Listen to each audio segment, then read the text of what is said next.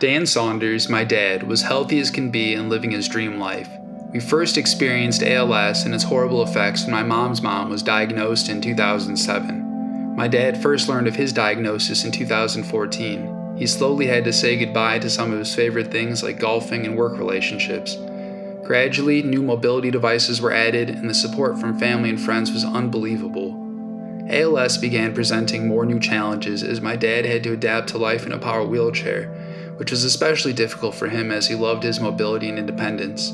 I knew my dad was dying, but it all still didn't feel real.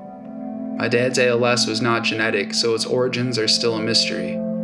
Beverages were consumed exclusively through straws.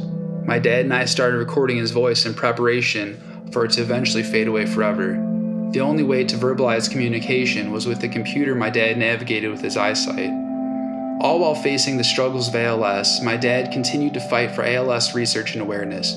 We traveled to Washington, D.C. to advocate for terminal illness law reform with trial medications and launched Families Unite Against ALS that year. Swallowing became impossible, and a feeding tube was my dad's only option for nutrition. Less than a week after his feeding tube surgery, my dad was at our golf fundraiser. Medical cannabis helped my dad immensely, both mentally and physically. We continue this mission of ALS research so patients and families can have hope, and no one has to experience the horrors of this nightmarish disease. Miss you, Dad.